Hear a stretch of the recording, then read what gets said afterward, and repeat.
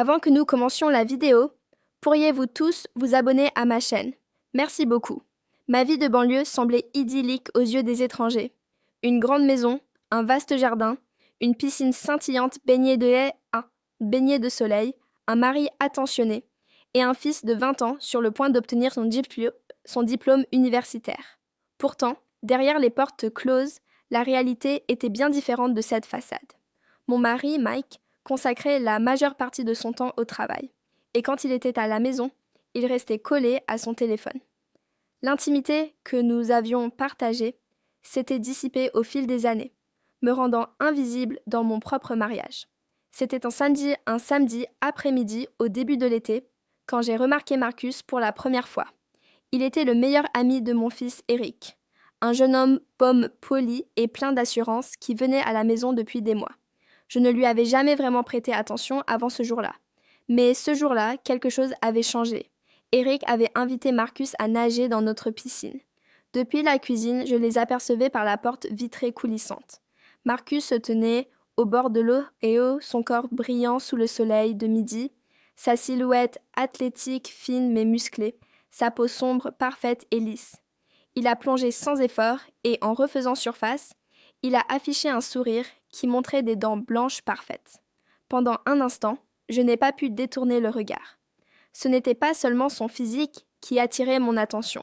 C'était sa confiance, sa façon de se tenir, si différente de l'attitude distante et fatiguée de mon mari.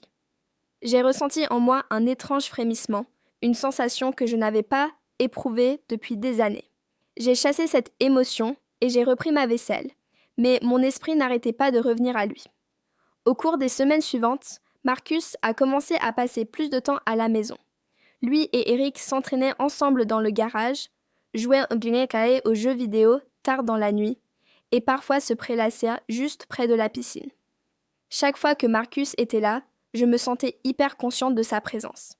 Un après-midi, alors qu'Eric était parti faire des courses, Marcus est entré pour boire quelque chose. J'étais dans la cuisine en train de préparer le dîner. « Madame Blake, ça vous dérange si je prends de l'eau ?» Sa voix grave m'a surprise, et j'ai perdu le fil de mes pensées. « Marcus, dis-je en essayant de garder un ton décontracté. Appelez-moi Amanda, s'il vous plaît. » Il a de nouveau affiché son sourire captivant. « Merci, Amanda, » dit-il en tendant la main pour prendre un verre.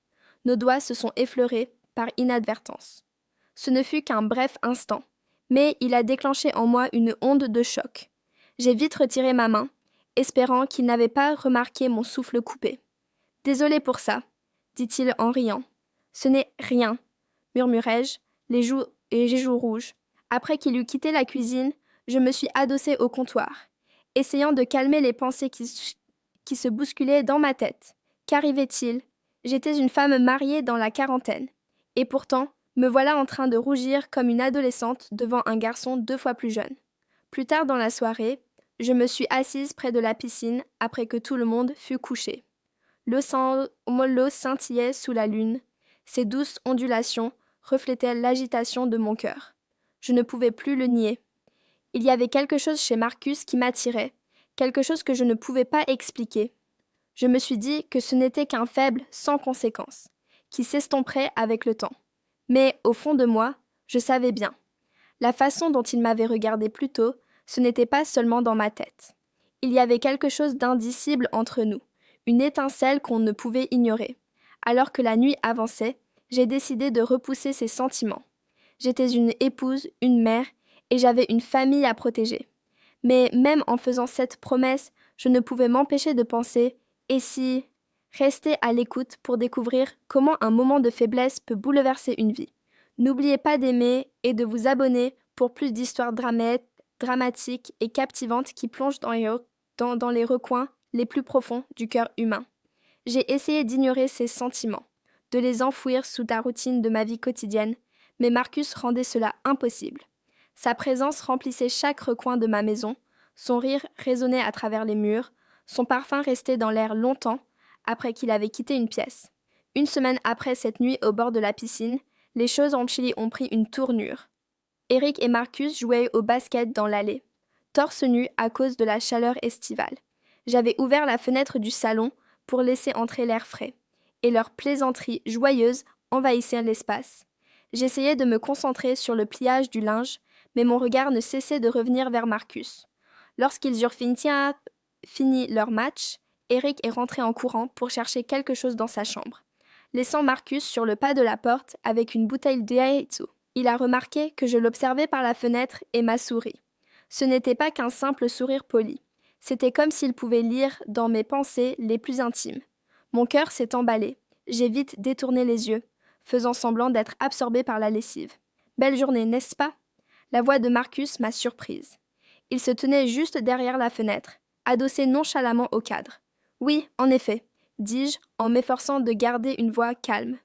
Vous devriez sortir plus souvent, Madame Blake. Un peu de soleil vous ferait du bien, dit-il d'un ton léger, mais chargé d'une qualité indéfinissable. J'ai répondu que j'étais bien comme ça, avec un sourire forcé, avant de le remercier et de partir. Ces mots résonnaient en moi. Ce n'était pas seulement la remarque, mais la façon dont il l'avait dite, comme s'il me provoquait. Plus tard dans la soirée, je me suis retrouvée seule dans la cuisine à ranger après le dîner. Marcus est entré, ses pas étouffés par le carrelage. « Besoin d'aide » demanda-t-il d'une voix grave et veloutée. « Non, ça va », répondis-je en fuyant son regard. Pourtant, il est resté, adossé au comptoir, à m'observer. « Vous travaillez trop. Vous le savez. » Je me suis arrêtée. La vaisselle que je tenais fut abandonnée. Personne ne m'avait dit des mots pareils depuis des années. Ce n'est que mon habitude, dis-je avec un léger haussement d'épaule. Peut-être que quelqu'un devrait vous dire, ajouta-t-il, de penser un peu à vous pour une fois. Nos regards se sont croisés, coupant mon souffle encore une fois. Une tension indicible nous enveloppait. Je savais que je devais m'éloigner, dire que tout cela devait cesser, mais je restais figée, piégée dans son regard comme une mythe attirée par la flamme. Avant que je puisse réagir, Eric est entré dans la pièce, interrompant le moment. Marcus a repris son calme, son sourire facile est réapparu. « Merci pour le dîner, Madame Blake », dit-il avant de partir avec Eric. Ces mots restaient suspendus dans l'air plus lourdement que je n'étais prête à l'admettre. Les jours qui suivirent furent un brouillard de regards furtifs et de contacts éphémères. Une fois, dans la cuisine, nos mains se sont frôlées à nouveau, et cette fois, aucun de nous ne s'est retiré immédiatement. Une autre fois, en le croisant dans le couloir, son bras a effleuré le mien, me faisant frissonner. Je prenais conscience du danger que je frôlais. Une ligne fragile, et un seul faux pas pouvait tout détruire. Pourtant, plus j'essayais de résister, plus je me sentais irrésistiblement attirée par lui. Un après-midi, pendant qu'Eric faisait des courses avec Marcus, je restais assise sur la terrasse en buvant du thé glacé, quand il s'est approché et m'a demandé « Je peux m'asseoir ?» J'ai répondu « Bien sûr. »« Non », fit-il en essayant de garder un air décontracté. Alors que nous restions assis en silence, seul le chant des oiseaux et le bourdonnement lointain de la circulation, il s'est tourné vers moi, disant que je semblais différente ces derniers temps. « Tout va bien ?» J'ai hésité, ne sachant pas comment réagir face au tourbillon de pensées dans ma tête, et j'ai finalement répondu que j'irais bien. « Tu n'as pas l'air bien, Amanda, » dit-il doucement. Sa voix avait baissé, mais la sous-entendue était claire. Je l'ai regardé intensément, et à cet instant, j'ai senti une transformation. Ce n'était plus seulement du désir, c'était devenu un besoin profond. Parfois, on a besoin de se sentir vivant à nouveau. Une seule décision peut tout changer. Amanda succombera-t-elle à ses envies ou reculera-t-elle au bord du précipice? Abonnez-vous pour suivre cette histoire captivante. Le moment de l'abandon, imprégné d'amour et de trahison, était inévitable. Malgré mes semaines d'autotromperie, c'était un vendredi soir lourd et humide. Et Mike et Eric étaient allés à un match de baseball en ville. La maison était étrangement silencieuse. Le silence permettait à l'esprit de s'aventurer dans des territoires dangereux. Marcus était resté ce soir-là, disant que le baseball ne l'intéressait pas. Je ne l'ai pas questionné. Une partie de moi était soulagée, l'autre remplie de terreur. Assise sur le canapé, avec un livre, je ne parvenais à me concentrer sur aucune page. Marcus est apparu dans l'embrasure de la porte, sa silhouette grande se découpant contre le couloir sombre. « Ça te dérange si je me joins à toi ?» demanda-t-il en montrant un verre de haut. « Bien sûr », dis-je d'une voix à peine plus qu'un murmure. Il s'est assis à côté de moi, plus près qu'il ne l'avait jamais été, et la tension que nous avions entretenue pendant des semaines a empli l'air entre nous. Tu as l'air nerveuse, dit-il après un moment, la voix douce. Ça va, mentis-je, bien que ma main tremblât légèrement en tournant la page de mon livre. Il a tendu la main et m'a doucement retiré le livre des mains, le posant sur la table basse. Amanda, tu n'as pas besoin de faire semblant. L'entendre dire mon nom ainsi, sans les formalités, sans le faux semblant, m'a fait frissonner. Je me suis tournée vers lui, ma résolution s'effritant sous le poids de son regard. Je ne pouvais pas commencer à parler. Les mots restaient coincés dans ma gorge. Je sais que tu le ressens aussi, dit-il, sa voix restant calme et sûre. Et à ce moment-là, j'ai cessé de penser. J'ai cessé de m'inquiéter des conséquences possibles. Je me suis penchée, et il m'a rejointe à mi-chemin. Quand nos lèvres se sont rencontrées, une vague de désir refoulé nous a consumés tous les deux. Ses mains étaient fortes mais douces alors qu'elles tenaient à mon visage, m'attirant plus près. Je me suis fondue en lui, oubliant tout sauf ce qu'il me faisait ressentir. Les heures qui suivirent furent un flou de passion et de culpabilité. Nous avons bougé du canapé à la chambre, là où j'avais passé tant de nuits solitaires, à me demander si mon mari me remarquait encore.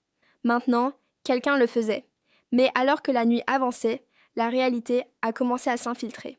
Allongé à côté de Marcus, je fixais le plafond, l'esprit en ébullition. Qu'avais-je fait ? Je me suis assise tranquillement, disant que cela ne pouvait plus se reproduire, bien que je ne croyais pas moi-même à mes paroles. « Je ne pense pas que tu penses ce que tu dis, » répondit Marcus, la voix calme et confiante. Je me suis tournée vers lui, cherchant un signe de doute ou d'hésitation dans son expression. Il n'y en avait aucun. Il a tendu la main, écartant une mèche de cheveux de mon visage. « Tu mérites de te sentir comme ça, Amanda. Ne laisse personne te dire le contraire. » Ces paroles furent une bombe pour mon cœur blessé, mais elles ne pouvaient effacer la culpabilité qui avait déjà pris racine. Au cours des semaines suivantes, notre aventure secrète a continué. Nous volions des moments quand nous le pouvions, quand Eric était sorti, quand Mike travaillait tard. Le frisson de se cacher ne faisait qu'intensifier l'émotion, mais cela me rendait aussi paranoïaque. Un après-midi, alors que nous étions assis ensemble sur la terrasse, Marcus a pris ma main. Je l'ai retirée rapidement, jetant un coup d'œil nerveux vers la maison. « Détends-toi, » dit-il avec un sourire en coin. « Il n'y a personne. »« Ce n'est pas la question, » murmurai-je, mes yeux parcourant les fenêtres. Mais ce n'était pas seulement la peur d'être surprise qui me rongeait. Chaque fois que nous étions ensemble, je me sentais m'éloigner un peu plus de la personne que j'avais été. La première fissure dans notre secret est venue un soir quand Mike a trouvé le sweat de Marcus posé sur le dossier d'une chaise de salle à manger. « Marcus a oublié ça ici ?» demanda-t-il négligemment. « Oui, » dis-je rapidement, le cœur battant. Il a dû l'oublier. Mike a haussé un sourcil, mais n'a pas insisté. Pourtant, cette rencontre m'a laissée tremblante. Combien de temps avant qu'il ne commence à poser plus de questions? La réponse est venue plus tôt que prévu. C'était un dimanche après-midi chaud, et la maison était pleine des bruits habituels. J'avais franchi une ligne qui ne pouvait être effacée, et le poids de mon secret commençait à m'écraser. Chaque fois que je regardais Mike, un nœud dans mon estomac était comme un couteau. Chaque fois que je voyais Eric, je me sentais la pire mère du monde. Marcus a croisé mon regard par la fenêtre de la cuisine, m'adressant un petit sourire entendu.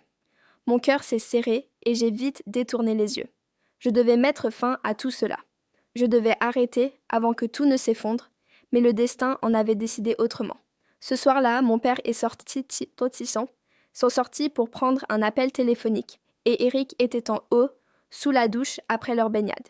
Marcus et moi étions seuls, la tension entre nous assez épaisse pour être coupée au couteau. « Je ne peux plus continuer, » murmurai-je, la voix tremblante.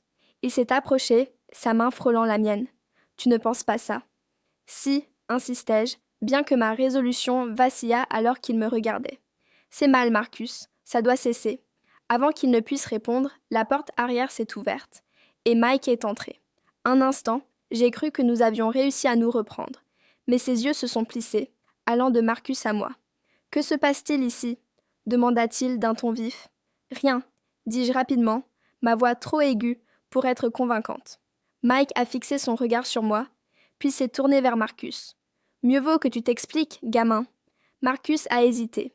Mais avant qu'il ne puisse parler, Eric est apparu dans l'embrasure, les cheveux encore humides après sa douche. Qu'est-ce qui se passe? Demanda-t-il en nous regardant tous. Le silence s'est alourdi. Et puis, à mon horreur, Mike s'est tourné vers Eric. Tu connais vraiment bien ton ami, mon fils? Papa, de quoi tu parles? Demanda Eric en fronçant les sourcils. Mike n'a pas répondu. Au lieu de cela, il m'a regardé, ses yeux remplis à la fois de suspicion et de trahison. Amanda, as-tu quelque chose à me dire? J'ai essayé de parler, mais rien n'est sorti. La vérité remontait lentement à la surface, mais je ne pouvais pas me forcer à l'admettre. C'est Marcus qui a finalement brisé le silence. Monsieur Blake, je pense qu'il y a un malentendu. Ne me mens pas, rugit Mike, frappant la table de la main. La pièce a éclaté dans le chaos. Eric exigeait des réponses. Marcus essayait de s'expliquer. Mike a retourné sa fureur contre moi. Quand tout s'est calmé, la vérité avait été révélée. Eric est sorti de la maison en trombe, son visage masqué d'incrédulité et de colère. Marcus est parti peu après, sa confiance habituelle remplacée par un air de honte. Mike et moi sommes restés seuls dans la cuisine, le silence entre nous assourdissant. « Depuis combien de temps ?» demanda-t-il enfin, la voix vide. Je ne pouvais pas croiser son regard. « Quelques semaines, avouai-je, ma voix à peine audible. » Il a ri cyniquement, passant une main dans ses cheveux. « Quelques semaines avec le meilleur ami de notre fils. Mon Dieu, Amanda, à quoi pensais-tu » Je ne pensais pas, dis-je, des larmes coulant sur mes joues. Je me sentais seule. Mike, tu as été si distant. Et je ne sais pas. Ne me rejette pas la faute, rétorqua-t-il. Tu as pris cette décision, pas moi. Puis il est parti, en trombe, me laissant seule avec ma honte et mes remords. Les lendemains furent un cauchemar. Eric a refusé de me parler. Et Mike a emménagé dans la chambre d'amis. La maison ressemblait à un champ de bataille, chaque rencontre chargée d'animosité et de douleur. Marcus a cessé de venir, et je ne pouvais pas lui en vouloir. Son amitié avec Eric était brisée, et tout espoir de reconstruire ma famille semblait hors d'atteinte. Je consacrais mes journées à essayer de reconstruire ma vie. Mais les dégâts étaient irréversibles. La confiance, une fois brisée, est extrêmement difficile à restaurer.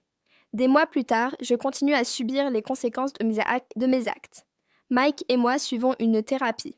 La viabilité de notre mariage reste incertaine. Eric a commencé à me pardonner, mais notre relation ne reviendra jamais à ce qu'elle était. Quant à Marcus, il a tourné la page.